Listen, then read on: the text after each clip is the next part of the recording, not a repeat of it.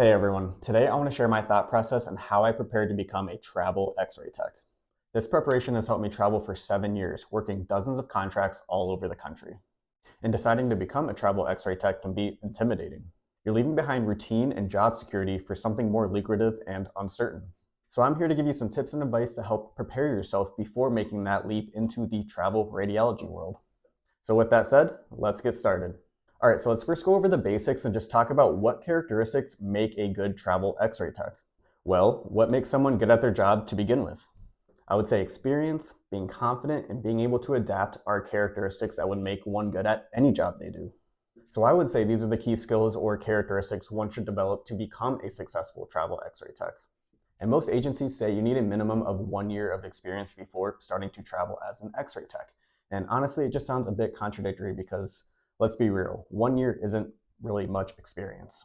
When I look back at my first year, I was still learning and growing quite a bit.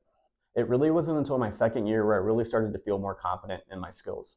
A lot of people hear all the perks and benefits that come with being a travel x-ray tech, getting to travel all over the country, making a lot more money than a staff tech. And with that said, they tend to jump into travel x-ray too early, only to struggle on their first contract. And that rough start could discourage you from continuing. The goal is to start traveling the right way, not rushed or unprepared. And only you can decide when you feel ready to make that leap into travel x-ray.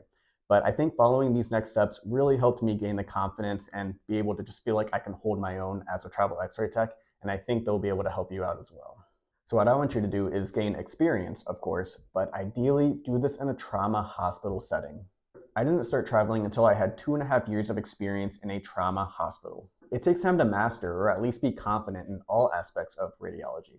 Surgery, fluoroscopy, trauma, procedures, just working with critically ill patients. I learned from the seasoned techs at my hospital to really develop the right skills that I needed to be confident as a travel x-ray tech.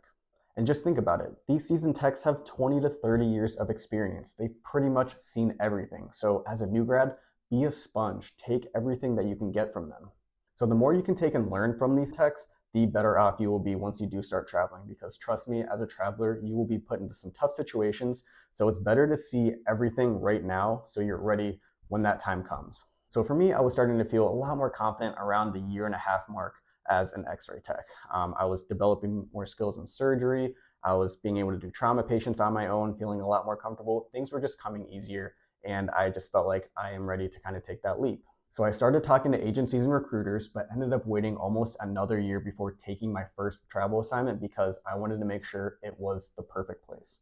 I had a really good job. I loved my coworkers. I loved my boss. I loved the work. It was really tough to leave at that point. So I wasn't just gonna take any old travel contract that came. No, I was holding out for the right contract, and that was Hawaii. And I'll make another video talking about my experience taking Hawaii as my very first contract. Trust me, that was a huge leap of faith. But again, I was holding out for the perfect place, and Hawaii finally came up. I submitted for it, I got the interview, and got the job offer. And a couple weeks later, I packed my suitcases and I was in Maui and pretty much never looked back. So that patience really helped set me up for success. So if I was a new grad or even a seasoned tech, I would prepare for the travel world by getting experience in a trauma hospital. You'll start noticing that the majority of these travel contracts are at trauma hospitals. These radiology departments are large, they tend to have high turnover, and they just frequently need travelers. And trauma hospitals just expose you to everything: surgery, fluoroscopy, inpatients, outpatients, portables, ER, ortho clinic, you name it, pain clinic. They expose you to really every aspect of x-ray. And many new grads just aren't confident in surgery and fluoro and doing trauma cases because you just don't get enough practice as a student. But working in a trauma hospital will really help you develop these skills. Outpatient centers, urgent cares, and clinics really don't offer that same experience as a trauma hospital will be. A lot of times you'll just be doing outpatient walkie-talkie patients. I mean, you might do some outpatient fluoro and some minor surgery cases, but again, that doesn't really prepare you for the travel world, because if you are only working in an outpatient center and you're used to all these walkie-talkie patients, and then you start traveling and you go to a trauma hospital and now you are doing all these trauma cases, you're working these tough surgery cases, it is going to be a struggle for you. So again, this is why I suggest working in a trauma hospital now to really develop all those skills that you will need to be a travel x-ray tech. So for new grads, do your best to get your first job in a trauma hospital and don't shy away from surgery. Don't shy away from everything. Do as much as you can to build that confidence. And for experienced techs, if you haven't really done much surgery or fluoro for years, I would just consider or suggest getting a job that will help you kind of regain those skills before you start traveling. You'll find that there are some contracts that don't require surgery or don't really require fluoro experience, but honestly, you're just limiting yourself as a traveler. And this kind of segues me into my next tip, which is surgery skills are key. So learn to love the OR. Most people avoid surgery because it's intimidating. I basically tried to as well. You're operating this massive piece of equipment called a C-arm around a sterile field. But for me as a new grad, I didn't really have a choice. I was bottom of the totem pole and they really needed surgery techs. So I got tossed right into surgery early. And honestly, it was the best thing that ever happened because it really helped me build skills working with the C-arm. And I kind of understood all of the surgery cases and it really helped my confidence level when I did start traveling. And out of the dozens of contracts I've worked at, I've always done surgery. So when I interview for contracts, I always say I love surgery and I am super comfortable doing all cases. And that is just music to these managers' ears because again, a lot of techs tend to just shy away from surgery. Some techs altogether just refuse going to surgery. So a lot of times that they need travelers that have surgery experience. So just you saying, oh yeah, I love going to surgery. I have no problem working the C-arm. That is music to their ears. Your chances of getting that contract just skyrocketed. And on the other hand, if you are a traveler that refuses to go to surgery, you are truly going to limit yourself in the contracts that are available. It's possible to still travel, and I've seen it, but again, you are just limiting yourself. If you are interviewing with a manager and they say, we really need someone to work in surgery, and you say, I refuse to go to surgery, I don't have those skills, then more likely than not, they're going to move on to the next person. So make yourself as marketable as possible and be comfortable in surgery. Be comfortable doing fluoroscopy procedures. Be comfortable doing ICU portables on your own. Be comfortable doing trauma patients, and so on. And the good news about surgery, it's literally the same everywhere. Once you can do a hip, an ankle, a back surgery at one place, you can pretty much do it anywhere. And this is honestly why surgery is my favorite. I can walk into any hospital on the first day, and as long as someone shows me where the operating room is and shows me where the C-arm is, I will be able to handle any surgery case that there is, even if I don't know the doctor, because again, it's just so consistent everywhere. As long as you're confident in your skills working with the C-arm, all you have to do is follow the doctor's directions, and it is truly that easy. And that's a great perk of surgery because it's so transferable. All you do is follow what the doctor wants and you're good to go. And trust me, when you do start traveling, it is very overwhelming coming into a new hospital with new protocols, workflows, equipment, charting systems. But just going right into surgery, it's easier than finding your way around the hospital in the beginning. And surgery is a lot less physically demanding on your body than working in the ER all the time or doing portables on your own all the time. So again, that's another aspect why I love surgery, as well as you just get to build great relationships with the surgical team. All right, so now let's move on to financial preparation. Now, I'm not going to give any financial advice, but personally, I think being financially stable will make it easier for you to start traveling. There will be gaps between contracts where you will have no income. Just the upfront cost of traveling to a new assignment and getting settled can get expensive. And even with the travel reimbursements and stipends, having a safety net is really smart. It just gives you peace of mind. If you're just barely getting by on your bills now and you think travel radiology is going to change that, then honestly, I don't think that is the greatest mindset.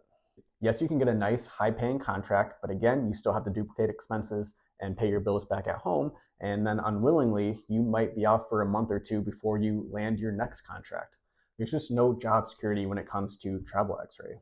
And trust me, the bills don't stop in between contracts when you're not working. So the main thing I'm just trying to tell you is to just be smart about it. It also gives you peace of mind just having a little safety net or nest egg if for some reason travel radiology just doesn't work out. This is what I did, and it kind of just took away that financial worry once I did start traveling. All right, so next, let's talk about connecting with agencies and recruiters. I would suggest to start talking to agencies and recruiters about 6 months before you plan to start traveling. Now, why is this? Well, first, it takes time to get onboarded into their system. And once you are onboarded and have a profile, then you can start looking in their system to see what jobs and contracts are available all over the country. During this time, you'll start to see a trend of the same hospitals showing up. You'll start to see where the higher paying contracts are, as well as some of the states that just have majority of the travel contracts. And this will start giving you an idea of where you might want to travel for your first contract, as well as start the process of maybe getting those certain state licenses. So you can let a recruiter know, hey, I am planning to start traveling in about 6 months. I just want to kind of get onboarded and get my profile already so I can start seeing what contracts are available to get an idea for my first contract. This way, when you're ready to apply, your paperwork will be all up to date, so when you do see that contract that you really want, you can submit for it immediately, giving yourself the best chance of landing that first contract. All right, so lastly, I just want to talk about leaving your full-time job on good terms. You want to maintain positive relationships so you can use these managers as references. Contracts in the travel world move quickly, and some contracts will want you to start within just a couple weeks. So make sure to leave your permanent job with enough notice so you aren't burning any bridges. And if traveling for some reason doesn't work out, then you always have that option to go back. My first manager told me that I would always have a job back there if traveling didn't work out, and that honestly just gave me peace of mind. And if you haven't noticed yet, peace of mind is a theme. It kind of let me know that, hey, I can take this little bit of a risk and try traveling out for 6 months or a year. And if it doesn't work out, I'll always have a job back at the hospital where I started. And at the very least, I can say I tried traveling and have no regrets. Traveling in itself is very overwhelming. So the more peace of mind that you have, the easier it will be making that transition to a traveler, and probably the more success you will have as a travel X-ray tech. So again, maintain those positive relationships so you have those managers as references and you can always go back. And of course, when you do start traveling, leave all of those travel contracts on good terms too, because you never know when you might want to go back.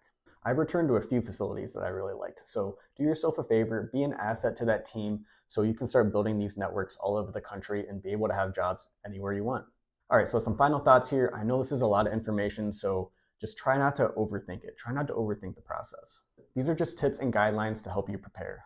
These are the steps that I took before I started traveling, and it paid off with an amazing adventurous career over the last 7 years. The more confident you are in your skills, the easier it will be to adapt to new people, workflows, and protocols. And it can definitely be nerve-wracking starting at new hospitals every couple months, but you'll be surprised how quickly you'll adapt and pick up when you are prepared.